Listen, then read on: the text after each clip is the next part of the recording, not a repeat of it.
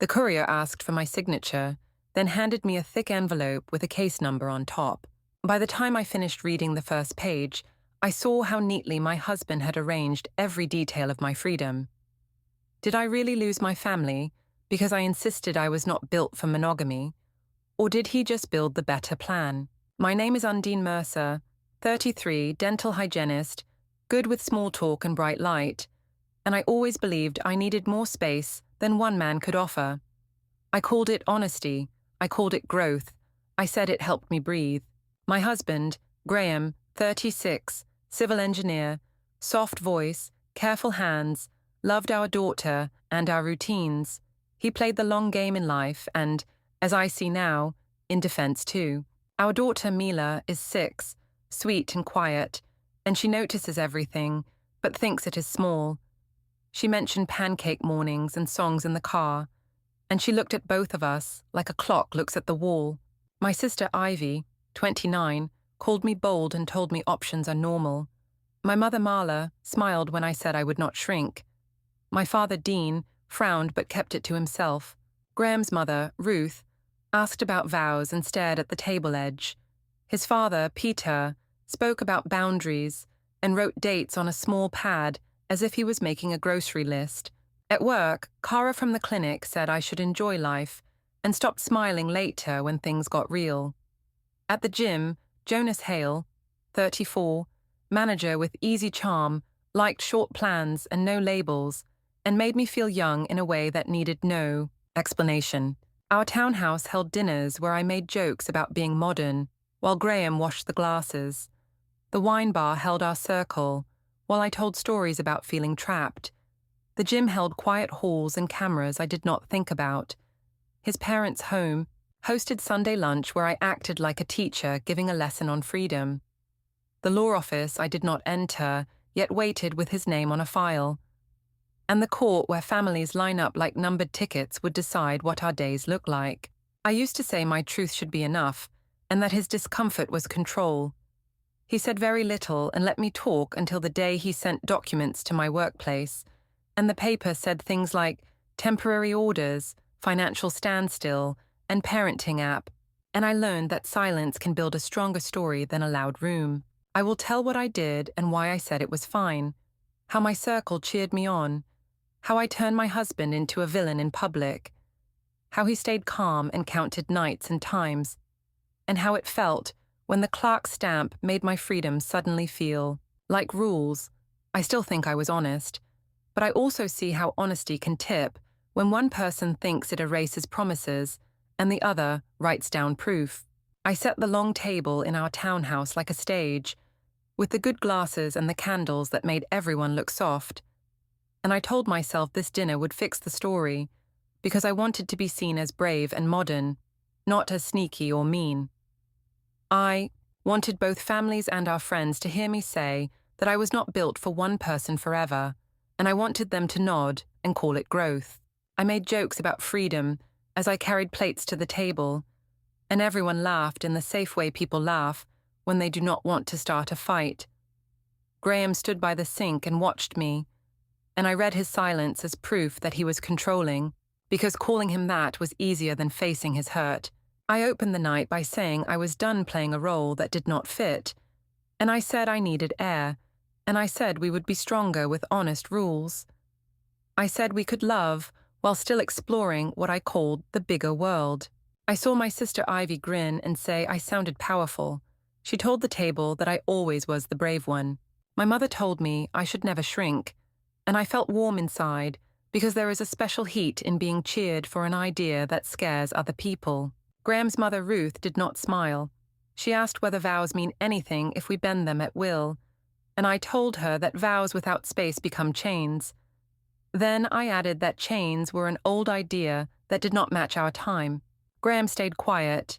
He asked softly, later in the kitchen, why I needed so many late nights with new friends, and I told him he was making normal fun into something dark and that I only wanted to network and breathe. And then I told Ivy that he apologized for ruining the vibe, even though he did not, because I needed to lock the story before it turned on me. At the table, our friend group teased Graham as old-fashioned, I laughed too loudly and said I did not want to be a wife who could not be honest about needing attention. I said I was not a liar, just a person with a big heart, and I said he should be proud to have a woman who did not hide from herself. Our daughter Mila sat between her grandparents and asked if Friday sleepovers with pancakes would still happen, and I told her maybe, because I did not want to plan around anyone but myself that week. And I saw Ruth look at Graham and squeeze his hand under the table like he was the one who needed comforting. I took a big group photo in the backyard by the string lights. I tagged everyone but Graham on purpose, telling myself it was a small joke to make him loosen up. Then I posted a caption about freedom being love and love being brave. I watched the heart stack up and felt like a leader. When Graham asked later if I could please tag him too, because it felt strange, I told him he was reading into things, and I said he was trying to own the narrative. Then I told our friends he had been dramatic about a post, and they rolled their eyes and said he needed to evolve. At dessert, Ruth tried again and asked if this talk of open rules meant there was someone specific. I gave the sweetest answer I could, saying I was simply honest and modern, and I said that jealousy was a personal problem and not my job to fix in someone else. I saw Peter change the subject and ask about a cake recipe, and I felt the room split into two quiet camps: the people who agreed with me to avoid conflict, and the people who did not agree but would not fight me in front of the child. After the guests left, I found Graham at the sink, drying our good glasses with a care that felt like a choice to not break anything, even if he could. I stood near him and said the dinner went well, and that the family would adjust, and he only nodded.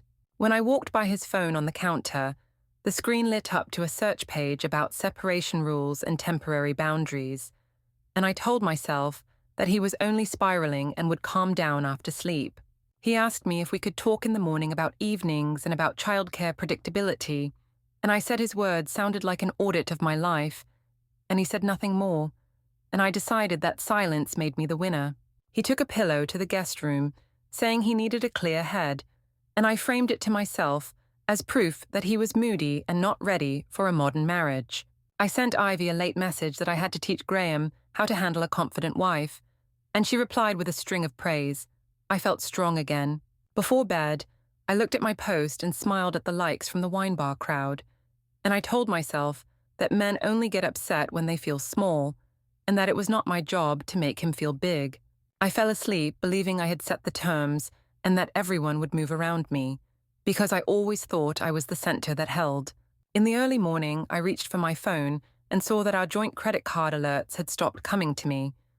The last one from late night had been the dessert order, and after that, nothing. I picked up the family iPad on the dresser to check our shared calendar and found that it was no longer signed into his email. I told myself the app probably glitched, and then I felt a thin cold line under my skin, because glitches rarely look so neat. I walked down the hall to the guest room and found the bed made and empty, and I smelled coffee from the kitchen and heard Mila humming to herself, and I thought he was only cooling off and that this was still my story. I opened the banking app and saw a new savings label for our daughter's college trust and a message about account changes that I could not open without his code, and I told myself I would speak to him after school drop-off and frame it as a misunderstanding he caused by being anxious. In that moment, I did not feel fear. I felt challenge, like the start of a game I would win by speaking louder and smiling wider, because I had always won that way. I did not see yet that he had moved to a different field where volume did not matter and rules did, and I did not see that my little jokes had turned to lines someone else would read back to me later. I only saw a quiet house, a paused alert, and a missing login, and I decided he was being dramatic and that I would correct the mood with another big gesture the next time our circle met, because nothing had stopped me before. I told Graham I needed structured me time and said fitness would steady my head. Then I booked a spin class at Argent Gym and sent Jonas a friendly message about a private form check, framing it as simple posture and health. I told myself this was self-care and not a secret, because secrets are what cowards do, and I am not a coward. I am honest about needs. Jonas smiled with that easy manager charm, and said he could walk me through intervals after hours. He kept things light and called me dedicated, and I liked that word because it made my choices sound noble. I left my phone location off before class and told myself it saved battery. Then I set a new playlist and imagined I was pedaling away from the small box of a normal marriage. I told myself, free people do not ask permission to feel alive. When Graham texted to ask what time I would be home for Mila's bedtime story, I showed the message to Kara in the clinic break room later and said he was timing me like I was a teenager. She said I should enjoy life while I was young and that he would adjust once he learned this was not an attack on him. I liked the phrase enjoy life, so I repeated it all day, and by evening I believed it was a duty, not a choice. At Vintner's table, the wine bar with warm bulbs and tight booths, I told the circle that Graham had sulked again, and that I was tired of people who could not handle light. I said I wanted honesty, not permission, and I saw heads nod because people prefer a strong script to the messy truth of hurt. When the server brought our second round, I paid with the joint card and told myself it was fair because I gave more than I took. When Graham later asked about the tab, I replied that he was paranoid and that receipts do not tell the whole story. I sent Ivy a meme about monogamy being a pyramid scheme that only pays the top man. She replied that I was hilarious and brave, and I loved the sound of brave, even though I was mostly careless. Ruth called about the next day's pickup for Mila and asked whether I would be on time because of what she called late nights. I sighed and told Kara that my mother-in-law had control issues, and then I told Ruth everything was under control and that she should relax. Dean asked during a porch visit if maybe a counselor could help us communicate. I said counseling is for people who want to stay small and stuck, and he looked down at his shoes the way men do when they know they will lose the vote. Back at the gym, Jonas and I stretched near his office, and I stepped inside to chat about biking goals. I set my sports bra on the chair without thinking and walked out without it, later telling myself I had only been forgetful and that forgetting is not a crime. Mila mentioned during bath time that she liked the man at the gym with the loud music. I told her she was mixing people up and that grown-up places have many sounds. Then I told Graham that children say random things and should not be used against their mothers. He asked for clearer evenings so he could plan pickups and bedtime, and I said he was auditing my life and treating me like a staff member. I said spontaneity is part of who I am, and he went quiet again, which I took as proof that I had won the me point. At work, Kara grew cooler when the front desk joked that I lived at spin class, and I felt annoyed that people were suddenly moral once paperwork entered the picture. I told her I was not cheating, only choosing, and she nodded without warmth. On Sunday afternoon, I opened the banking app again and saw that the college trust I had noticed earlier now had a scheduled transfer and a short note about safeguarding future tuition. I told myself Graham was being sweet and that this did not mean anything about me, and I ignored the tiny chill that came from words like safeguard and future. That evening, he asked again for a shared calendar of my nights, not for control, but for what he called childcare predictability. I said predictability was just a pretty word for a leash, and I told myself that he would stop asking once he saw I would not bend. I went to the gym for a late class and messaged Jonas that I might swing by his office after the last bike cool down because I wanted help with my form, and I promised myself this was still health and not romance because labels ruin good air. The back hallway was quiet and smelled like cleaner. Jonas leaned in the doorway and asked, in that careful tone, if things were calm at home. I said I was managing and that some men need time to grow up, and I liked how grown-up sounded on my tongue. I took out my phone to snap a quick, playful selfie with him behind me, planning to crop out most of him and post a story that implied only hustle and glow. I tilted the screen, lifted my chin, and caught a small black dome in the corner of the ceiling with a tiny red blink. For a second, I felt the room tilt. Then I told myself, cameras are everywhere, and only matter if people have something to hide. I told myself managers never check those feeds unless there is trouble at the front desk. I slid the phone back into my pocket and laughed off my nerves. reminding myself that I had paid in cash downstairs and kept my location off, and that smart women always control the angle and the caption. On my way out, I sent Ivy a message that I was keeping my life big and my options open. She sent a line of trophies and hearts that made me feel like a winner. I walked into the night air, thinking about how I would frame everything at the next wine bar meetup, how I would call his questions policing and my moves growth, and how everyone would applaud the version of me that refuses cages. I did not think about domes with red lights, or managers who save tapes, or district rules about retention. I thought about captions, and about how a good story, told loud enough, becomes the truth people repeat back to you. I arrived at Graham's parents' house with a salad I did not care about, and a plan I cared about too much, because I had decided this lunch would be a lesson, and I would be the teacher. I wanted everyone to leave thinking I was brave and that he was simply scared of new ideas. The backyard smelled like charcoal and rosemary. Peter arranged chairs like a tiny court, and Ruth moved in quiet lines from kitchen to patio, watching me the way people watch the sky when they expect rain. I set my dish down, kissed Mila's head, and told the group that I had been reading respected articles about relationships that flourish when couples choose honesty about desire and schedule rather than the old script, and I said our marriage could be saved by fresh truth if we both embraced it. Ivy clapped softly and said I sounded like a podcast. Marla said I had always been ahead of my time. Dean muttered that structure helps families, but he did not push. Graham stood near the grill and asked, very gently, whether my words were about ideas or about someone specific. I told him this was not a police interview and that I refused to be trapped in a yes or no box, and I said binary questions were a power move. Ruth asked whether vows matter once we start carving out exceptions, and I said vows mean more when chosen daily and not from fear, and I added that jealousy is a personal problem for the jealous person to handle with their own tools. Peter suggested we enjoy food first, but I pressed on because momentum felt like proof. I told them I was not hiding or sneaking. I was naming my needs before resentment turned into lies. And I said any discomfort in the room came from old stories, not from harm.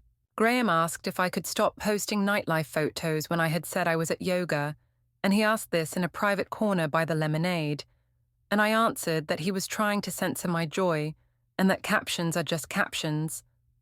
I then texted Ivy that he was spiraling again and trying to control the narrative. Ivy asked for receipts, so I showed her his 2 lines that asked for clarity about timing and childcare. I said he had threatened to take Mila if I kept pushing, even though he had not, and I watched the words change shape in Ivy's face as she decided it was true because I said it with confidence. I took a few pictures across the yard and framed them so Graham looked alone and tired. In the family group chat, I sent one with a note that he had pouted all day around Mila, and I added that his mood made the child quiet, even though Mila had been quietly building towers with plastic cups and asking for cherries. When Ruth knelt by Mila to fix a shoelace, I told Marla that Ruth had control issues and that I would not accept that energy in my home, and Marla nodded like a loyal audience. Dean pulled me aside and asked if I could slow down and talk to a counselor, and I said counseling is for people who want to stay small and live in fear of what others think. Lunch went on with tight smiles. Graham kept flipping chicken and saying very little, and I told myself his silence was proof that my theory was right, because men who fear change always go quiet. During dessert, Ruth asked one more time if I could answer Graham's simple question about whether my push for openness had a name attached, and I said my openness was a moral practice, not a crush, and I repeated that jealousy belongs to the person who feels it. Peter rubbed his temple and changed the subject to mulch, and the table let go of the lesson with relief. On the drive home, Graham asked if we could set a plan to see a counselor. He said he would go even if I wanted to wait, and I replied that I would consider it only if the therapist respected non-monogamy as valid and understood that my needs were non-negotiable. He nodded once in a calm way that annoyed me, because I wanted him to fight so I could win. That evening, I posted a carousel from the lunch with a caption about choosing honesty over fear.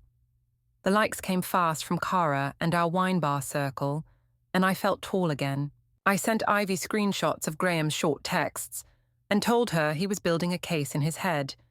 She responded that I should keep proof that he sulks, so I snapped a photo of him reading to Mila with a serious face and said he looked like a man, planning a storm. I messaged Marla and told her Graham had hinted at custody games. She said this would not happen and that men use big talk to shake strong women, and I let her comfort cover the fact that I had pushed a lie into the room and watched it stand up. Before bed, Graham came to the doorway and asked if we could agree to stop posting anything that touched our conflict, at least until we figured out a path.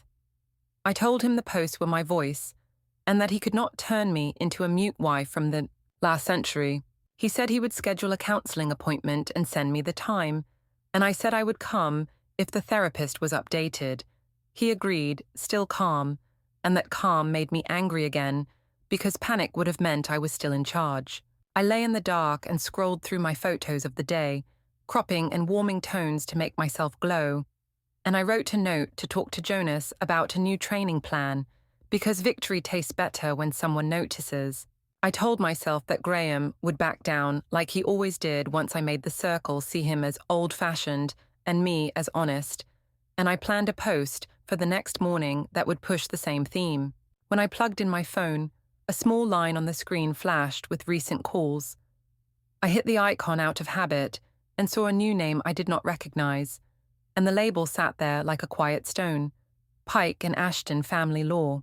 For a breath, I felt the same thin, cold line I had felt when the banking alerts paused. Then I told myself it was probably a wrong number or a contact for a work project. And I closed the screen and turned my face to the wall, even as my chest moved, like a drawer someone tried to open without permission. I told Graham the weekend was for girls only, and said phones would be off for rest and bonding. Then I packed a tote with outfits that looked free and took a rideshare downtown. I met Jonas at the hotel bar before the others arrived and told myself it was just a quick drink to mark a routine. He kept the talk light and asked that I keep things low profile. He said photos were not a good idea. I agreed and still took a few angles of my legs and the glass, then posted a story with blurred faces and a caption that hinted at glow and hustle. When Graham asked for the hotel name for emergency contact, I sent a calm line that the plan was no phones and that he should relax. Later, when he reminded me about Mila's soccer, I read it as guilt and decided to stay out of spite, telling myself rest made me a good mother. I paid cash but used the room key for the elevator without thinking. In the morning, I turned my location on and sent Cara a note to tell Ivy that Graham was checking up again. Sunday night, I returned very late and blamed traffic. Mila whispered that Daddy made pancakes and looked tired, and I said Daddy needed to respect space. Ruth stopped replying to my messages.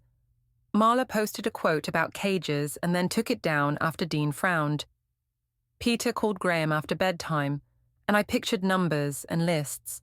Monday at the clinic, I walked into the break room, and a man in a blazer asked for me by name and handed me a thick official envelope.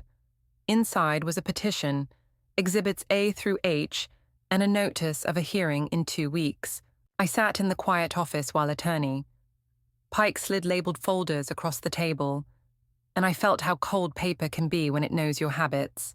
She described exhibits in a steady voice, from Jim Kefar blogs matching my so-called yoga nights to still images in a service elevator, rideshare receipts to the hotel, bar tabs, and Ring timestamps.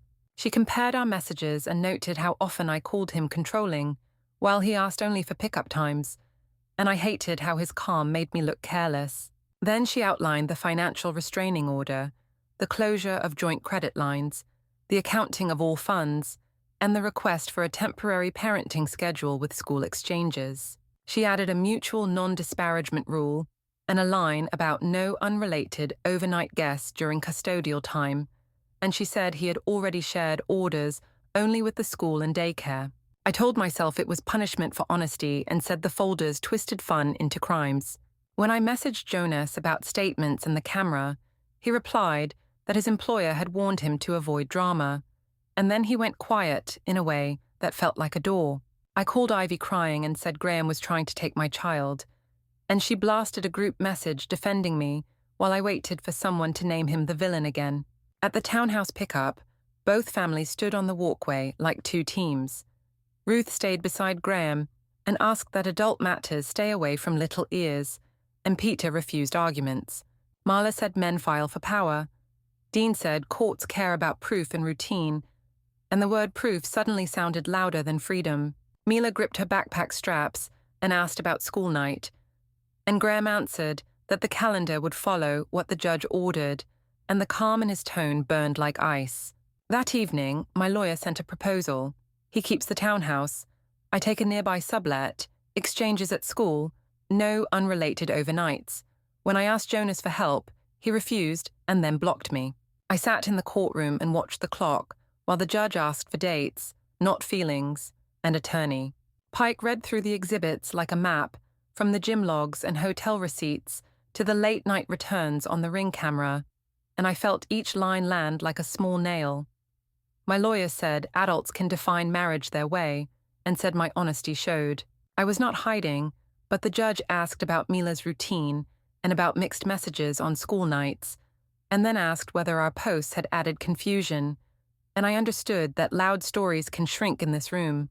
The judge announced temporary orders and said the schedule would be 2-2-3 with exchanges at school, and then added a mutual rule to stop public insults, and then set a ban on unrelated overnight guests during custodial time, and I heard my own captions collapse into rules. The judge said Graham would have temporary use of the townhouse for school stability because the school was 2 blocks away, and also said there would be a financial standstill with full accounting, and that health benefits for Mila would remain. Through Graham, I heard that my access to the joint card was ended and that each adult would cover personal costs, and I felt how quiet punishment can be when it is just a pen on paper. In the hallway, Ivy told me to appeal and said the judge did not understand modern love. I said Graham had won only because he stayed calm while I tried to wake people up, and that calm is a trick that looks like reason. Ruth hugged Mila and thanked Graham for protecting routine. Marla avoided my eyes and asked if I needed help finding a place. Dean said they would help with boxes if needed. Kara sent a flat message about a shift swap. Mila asked if Pancake Fridays still happened, and Graham said they did when the calendar said so, and I hated that the word calendar suddenly felt like a door.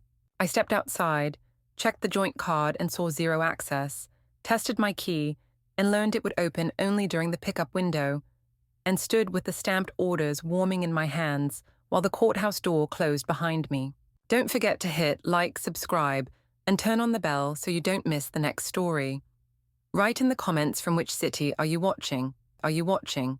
Are you watching? Are you watching? Are you watching?